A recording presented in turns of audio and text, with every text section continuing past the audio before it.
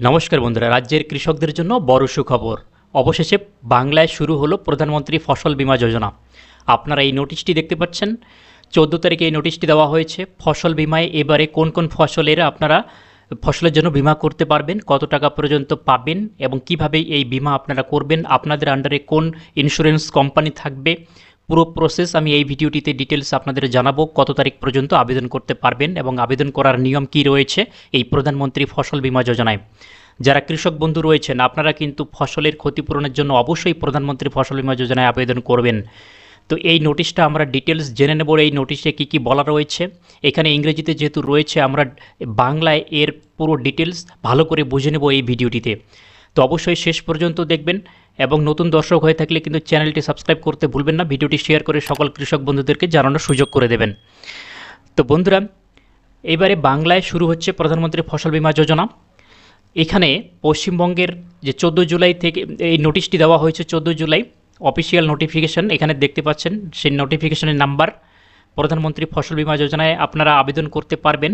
এবারে কোন কোন ফসলের ক্ষেত্রে এই বীমা করা যাবে, এই চলতি খারিফ যে মরশুম রয়েছে, মূলত দুটি প্রধান ফসলের জন্য বীমা বা ইন্স্যুরেন্স আপনারা কভারেজ পাবেন। এক নম্বর হচ্ছে ধান, এর মধ্যে আউশ এবং আমন ধান অন্তর্ভুক্ত। এই আউশ আমন ধানের আপনারা ইন্স্যুরেন্স করতে পারবেন। এর ইন্স্যুরেন্স ইউনিট ধরা হয়েছে গ্রাম পঞ্চায়েত স্তরকে। এরপর আর ভুট্টাতে আপনারা ইন্স্যুরেন্স করতে পারবেন। খারিফ ভুট্টার ক্ষেত্রে ইন্স্যুরেন্স ইউনিট ধরা হয়েছে ব্লক স্তরকে। এখানে একটা নিয়ম রয়েছে, বিশেষ নিয়ম, যে সমস্ত চাষযোগ্য জমি মিউনিসিপ্যালিটি কর্পোরেশন বা মিউনিসিপ্যালিটি বা শহরাঞ্চলের মধ্যে পড়ে, সেগুলোকে ফসলের ফলন নির্ধারণের ক্রপ কাটিং এক্সপেরিমেন্টের জন্য পার্শ্ববর্তী গ্রাম পঞ্চায়েত বা ব্লকের সাথে ট্যাগ করা হবে। ওর ক্ষতিপূরণের মাত্রা কত দেওয়া হবে আপনাদের, ফসল নষ্ট বা ক্ষতি হলে কোন ফসলের কত শতাংশ হারে ক্ষতিপূরণ নিশ্চিত করা হবে তা নির্ধারণ করে দেওয়া হয়েছে। আউশ ধানের ক্ষেত্রে ক্ষতিপূরণের মাত্রা 80%, অর্থাৎ আপনাদের যদি ফসল ক্ষতি হয় তাহলে 80% পর্যন্ত আপনারা কভারেজ পাবেন। এবং খারিফ ভুট্টার ক্ষেত্রে এই কভারেজ 90%। আপনাদের যদি ক্ষতি হয় তাহলে কভারেজ আপনারা 90% পর্যন্ত পাবেন। এই স্কিমটি সম্পূর্ণ এরিয়া অ্যাপ্রোচ বেসিস বা এলাকা ভিত্তিক মডেল হিসেবে কাজ করবে। এবারে আবেদনের জরুরি সময়সীমা টাইমলাইন কি দেওয়া হয়েছে। যারা চাষি রয়েছেন, আপনারা নাম নথিভুক্তকরণ এবং প্রিমিয়াম কাটার জন্য নির্ধারিত সময়সূচি জারি করা হয়েছে। এই তারিখগুলো অত্যন্ত গুরুত্বপূর্ণ, আপনাদের মনে রাখতে হবে। যেমন আবেদন শুরু হচ্ছে 15ই জুলাই, ইতিমধ্যে শুরু হয়ে গেছে 15ই জুলাই, নথিভুক্তিকরণ শুরু হয়েছে, এনরোলমেন্ট, এবং আবেদন করার শেষ তারিখ হলো কাট অফ ডেট 31শে আগস্ট পর্যন্ত আপনারা আবেদন করতে পারবেন। এই তারিখের মধ্যেই যারা লোনি অর্থাৎ ব্যাংক থেকে কৃষি ঋণ নিয়েছেন এবং নন লোনি যারা লোন নেননি ব্যাংক থেকে, উভয় কৃষকদের আবেদন জমা করতে হবে অথবা অ্যাকাউন্ট থেকে প্রিমিয়াম ডেবিট করাতে হবে।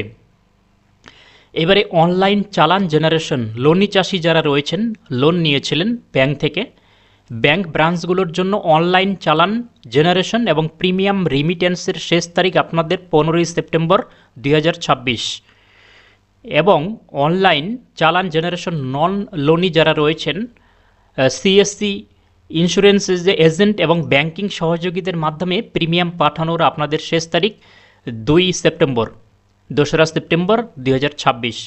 সময় পাবেন আপনারা এই তারিখ পর্যন্ত। এবারে আপনার জেলায় কোন কোন ইন্স্যুরেন্স কোম্পানি কাজ করবে তার ক্লাস্টার তালিকা দেওয়া হয়েছে। আপনি যে জেলার অন্তর্গত, আপনার মধ্যে আপনাদের এখানে বলে দেওয়া রয়েছে পশ্চিমবঙ্গের জেলাগুলিকে 4টি ক্লাস্টারে ভাগ করে 4টি আলাদা বড় ইন্স্যুরেন্স কোম্পানিকে দায়িত্ব দেওয়া হয়েছে। কৃষকরা আবেদন করার সময় নিজেদের জেলার দায়িত্বপ্রাপ্ত কোম্পানিটিকে দেখে নেবেন। তো এইখানে আপনি কোন জেলার মধ্যে পড়ছেন এবং আপনার জেলার কোন ইন্স্যুরেন্স কোম্পানি রয়েছে, আপনি কোন ক্লাস্টারের মধ্যে পড়ছেন সেটা কিন্তু এখান থেকে ভালো করে দেখে নিন একটু। যেমন ক্লাস্টার 1-এর মধ্যে কোন কোন জেলা রয়েছে: পশ্চিম মেদিনীপুর, মুর্শিদাবাদ, কালিম্পং, দক্ষিণ দিনাজপুর, হাওড়া এবং উত্তর 24 পরগনা। আপনাদের ইন্স্যুরেন্স কোম্পানির নাম হলো United India insurance company limited. আপনারা যখন ইন্স্যুরেন্স করবেন এই কোম্পানিটি নাম আপনারা মিলিয়ে দেখে নেবেন। এবারে ক্লাস্টার 2-এর মধ্যে কোন জেলা রয়েছে: বাঁকুড়া, মালদা, জলপাইগুড়ি, পূর্ব মেদিনীপুর এবং নদিয়া।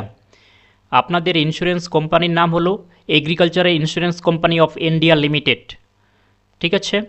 এরপর ক্লাস্টার 3তে যারা রয়েছেন হুগলি জেলা, পুরুলিয়া, কুচবিহার, উত্তর 24 পরগনা, ঝাড়গ্রাম, দার্জিলিং এবং পশ্চিম বর্ধমান জেলা, এই জেলাগুলোর কৃষক বন্ধুদের জন্য আপনাদের insurance company ICICI Lombard GIC limited, ICICI Lombard GIC limited.